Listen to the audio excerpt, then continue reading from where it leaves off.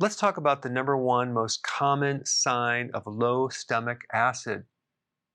Indigestion. Indigestion. What is that?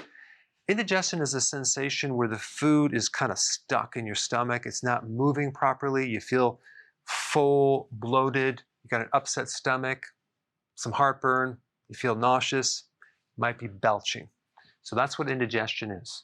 And of course, there are other symptoms of low stomach acid too, especially getting gas and just general bloating. Now, if you look this up medically, it'll say that 70% of the time, there's no cause, okay? There's no cause. You just have it. It could be coming from stress, anxiety, or GERD, which doesn't make sense to me because GERD is a symptom, and that's where you have acid splashing up. So what they're saying is acid that splashes up will cause indigestion. So one symptom causes something else. I guess it could be related, but as far as a root cause, I don't buy that. But I can see stress being one big cause for sure. And there are many other causes as well. I've done videos on them. I'll put a link down below. The medical term for low stomach acid is called hypochlorhydria. And there's another condition where you don't have any acid in your stomach. That's called achlorhydria. And you can check out more information on that. But this topic is very important simply because as you age, you lose your stomach acid. And so many people just don't have enough acid in their stomach anymore.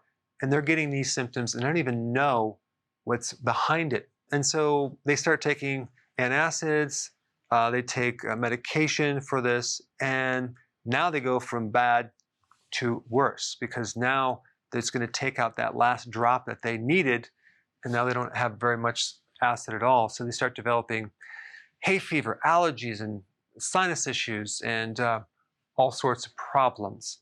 Normally, the pH of hydrochloric acid should be between 0.8 to 1.5, and it can even go up to 3. So it's between 0.8 to 3, which is extremely acid.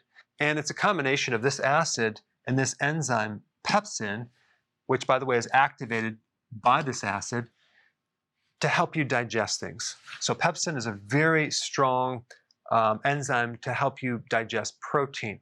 What prevents the acid and this powerful protein enzyme from digesting the inside of your stomach is a very thick mucus layer.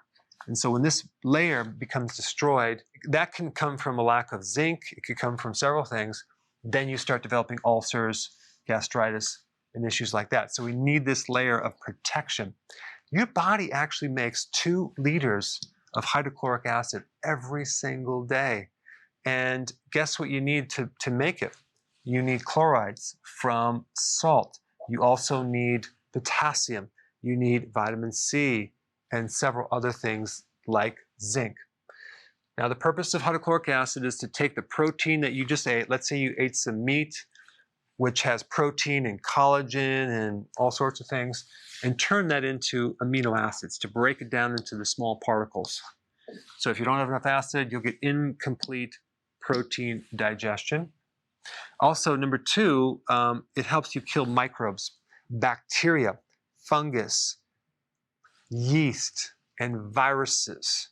Without that acid, these microbes can invade the body and go down there and create all sorts of damage and something called SIBO, and they can invade your gut and create problems. So it's a defense mechanism. Viruses and bacteria do not like acid.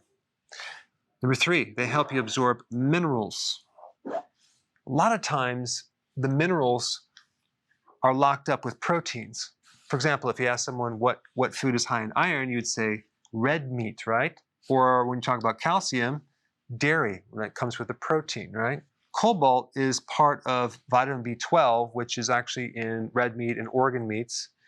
Zinc is in shellfish, seafood, and red meat as well.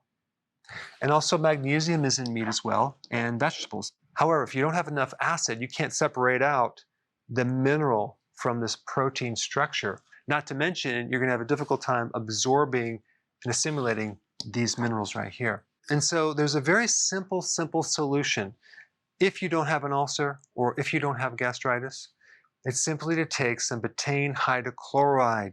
You can get this as a supplement. I'll put a link down below for more information on this, but Betaine Hydrochloride is a very simple, safe solution. you would want to take something like 3 or 4 or even 5 right before you eat, and you'll start feeling a lot less indigestion pretty quick, but it might take some time. You might have to do that for several weeks, but you'll find though you'll have less gas, less bloating, less fullness, and you'll get more complete digestion with this. And you're going to start to feel better because you'll start to assimilate these minerals right here.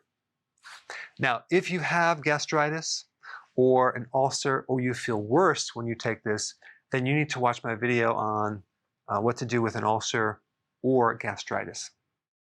Before you go, if you have a question about a product, or you're new to keto and you want to know how to begin keto, or you're on keto and you need a debug because it's not going as smooth, I have a keto consultant standing by to help you. This is just for the people in the US. Hopefully in the future we'll be able to answer everyone's call, but I put the number down below so you can call and get some help.